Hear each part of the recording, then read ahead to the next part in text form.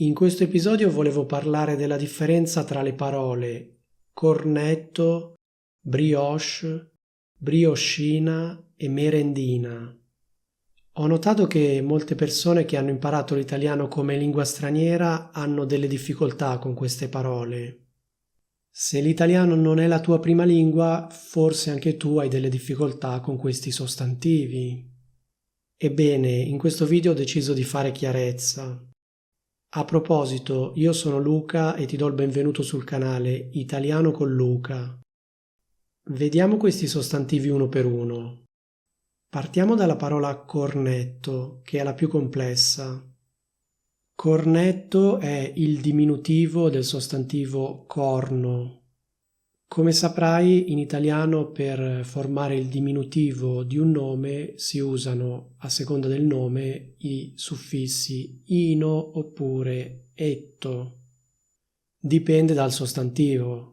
Quindi, per esempio, il diminutivo di tavolo è tavolino, mentre il diminutivo di specchio è specchietto. In teoria il suffisso etto dovrebbe essere pronunciato con la e chiusa, quindi dovrebbe essere etto e non etto.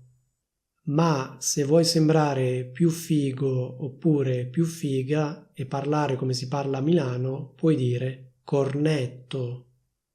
Quindi non cornetto con la e chiusa, ma cornetto con la e aperta. E che cazzo, non riesco a parlare. Quindi non cornetto con la e chiusa, ma cornetto con la e aperta. Puoi dire come preferisci. Comunque in ogni caso quello che ci interessa è che letteralmente un cornetto è un piccolo corno. Il sostantivo corno probabilmente lo conosci. Questa parola è molto interessante perché ha due plurali, le corna e i corni. Di solito si usa il plurale femminile, quindi le corna. Le corna sono quelle due cose sulla testa di alcuni animali e, in certi casi, di alcune persone. Per esempio, le capre hanno le corna, i tori hanno le corna, le antilopi hanno le corna e così via. Sicuramente conosci il sostantivo braccio e sai che al plurale si dice le braccia. Ecco, da questo punto di vista il sostantivo corno è simile al sostantivo braccio. Il singolare è il braccio, il corno, il plurale è le braccia, le corna. In realtà questi nomi hanno anche un plurale maschile, i bracci e i corni, ma questa forma del plurale viene usata solo in alcuni casi. In italiano esiste l'espressione idiomatica fare oppure mettere le corna a qualcuno. Questo è un modo di dire idiomatico e significa essere infedeli e tradire il proprio partner o la propria partner. Se per esempio una donna è sposata ma esce con un altro uomo, possiamo dire che fa le corna al marito. Oppure in alternativa possiamo dire che mette le corna al marito. Volendo possiamo anche usare il verbo cornificare e possiamo dire che cornifica il marito. Fai attenzione che se usi il verbo cornificare non devi usare la preposizione a. Non si dice cornifica al marito, si dice cornifica il marito. Il marito è complemento oggetto. In questo caso, per riferirci al marito, possiamo usare la parola cornuto. Questa parola si può usare sia come sostantivo sia come aggettivo. In senso stretto, un cornuto è una persona a cui sono state fatte le corna, oppure una persona a cui sono state messe le corna, o una persona che è stata cornificata. Questa parola, però, viene anche usata in senso lato, come insulto generico. Per esempio, se stai guidando e qualcuno ti taglia la strada, cioè non ti dà la precedenza, tu gli puoi gridare cornuto. Cioè non ti sto consigliando di gridare cornuto alle persone, semplicemente ho fatto un esempio per farti capire come viene usata questa parola. In questo caso non c'è nessun riferimento all'infedeltà coniugale, è soltanto un insulto generico. In italiano esiste un modo di dire abbastanza simpatico che è cornuto e mazziato. Letteralmente questa espressione si riferisce allo scenario seguente. Il marito torna a casa e trova sua moglie a letto con un altro uomo. Allora il marito cerca di picchiare quest'uomo, solo che viene picchiato da quest'uomo, cioè viene mazziato. Cosa significa che viene mazziato? Viene picchiato. Quindi il marito non soltanto è cornuto perché la moglie l'ha tradito, ma viene anche mazziato, cioè picchiato. Questo per quanto riguarda il significato letterale. In senso idiomatico, invece, questa espressione ha un significato molto simile a quello del modo di dire oltre il danno la beffa. Questo modo di dire significa che qualcuno, dopo aver subito un danno, viene anche deriso o preso in giro. Quindi in sostanza quando c'è un danno che si aggiunge a un altro tipo di danno. Una frase di esempio potrebbe essere questa. Non solo mi ha derubato, ma ho dovuto pagare anche le spese legali. Oltre il danno la beffa. Ma ritorniamo alla parola corno. Il plurale di questa parola, le corna, compare anche in altre espressioni idiomatiche italiane. Una di queste è dire corna di qualcuno, oppure dire peste e corna di qualcuno. Significa parlare male o sparlare di qualcuno. Un altro modo di dire molto comune è prendere il toro per le corna, che significa affrontare una situazione in modo deciso. Poi c'è stare sulle corna a qualcuno, che significa essere antipatici a qualcuno. Poi c'è rompere le corna a qualcuno, che significa picchiare qualcuno. Poi c'è anche il modo di dire rompersi le corna, che significa avere la peggio oppure uscire malconci da una situazione. La parola corno poi viene usata anche nelle espressioni non valere un corno e non importare un corno. Per esempio, non me ne importa un corno. Poi c'è anche l'esclamazione un corno, punto esclamativo. Questa esclamazione equivale a un no molto forte. Una frase di esempio potrebbe essere questa. Allora, accetti la proposta? Un corno. Cosa significa? No, non l'accetto.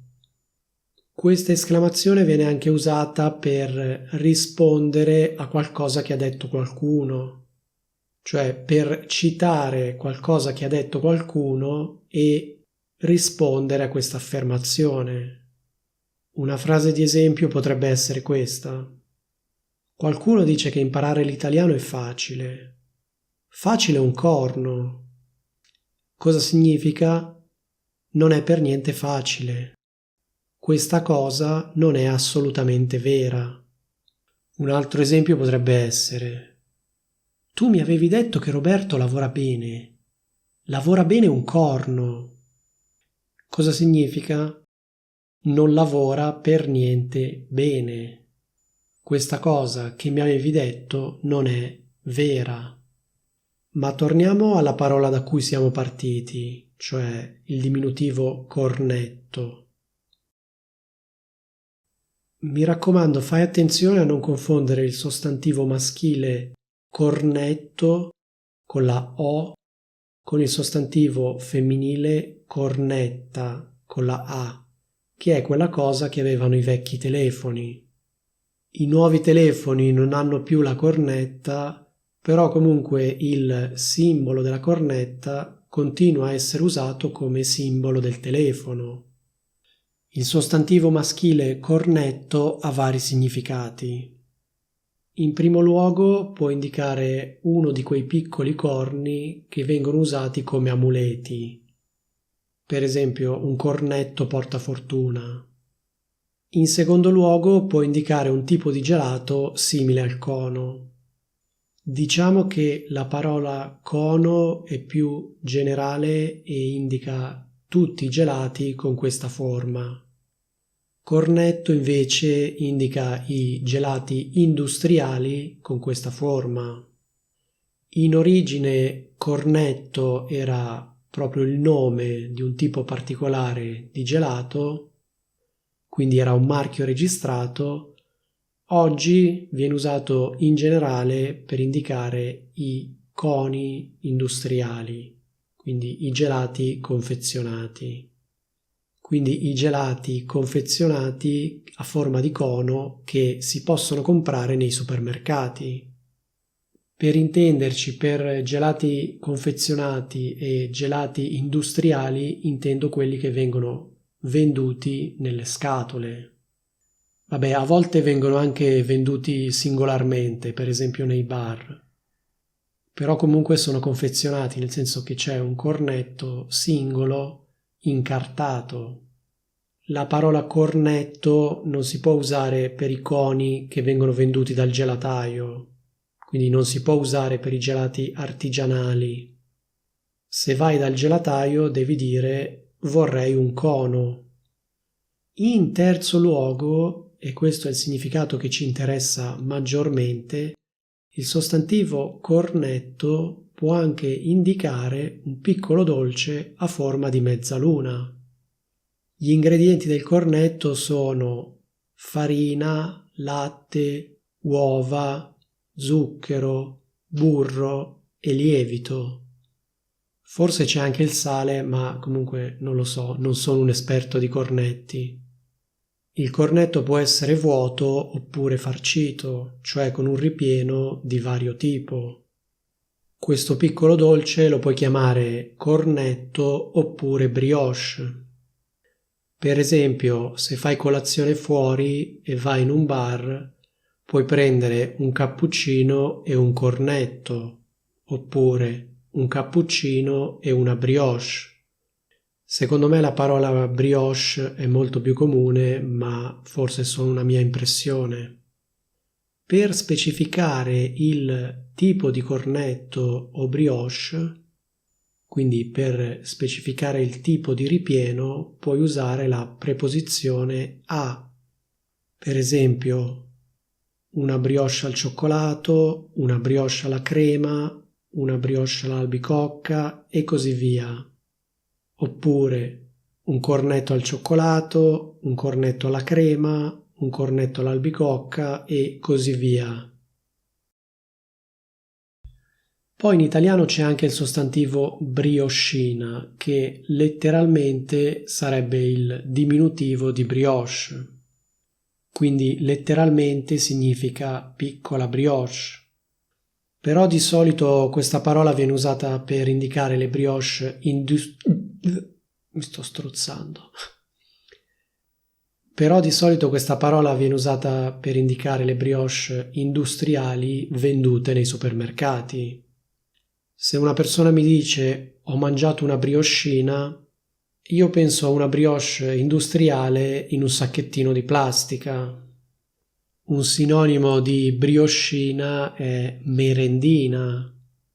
Per esempio, io posso dire sono andato al supermercato e ho comprato un pacco di brioscine. Oppure posso dire sono andato al supermercato e ho comprato un pacco di merendine. Cos'è un pacco di brioscine o un pacco di merendine? È una confezione con dentro una serie di brioscine o merendine imbustate, cioè ciascuna brioscina è in un sacchettino di plastica. Per indicare le merendine o brioscine posso anche usare la parola brioche. Per esempio posso dire: sono andato al supermercato e ho comprato un pacco di brioche. La parola cornetto la posso usare solo se queste brioche sono a forma di mezzaluna. Se hanno un'altra forma non posso dire cornetto, proprio perché la parola cornetto si riferisce alla forma. Se una persona mi dice ho mangiato un cornetto, io penso a due cose, cioè quel dolce a forma di mezzaluna che viene venduto nei bar e nelle pasticcerie, oppure quel gelato industriale a forma di cono. Qui ti lascio un altro video che ti consiglio di guardare. Se vuoi parlare fluentemente l'italiano, ti consiglio di iscriverti al mio canale e di guardare anche questo video.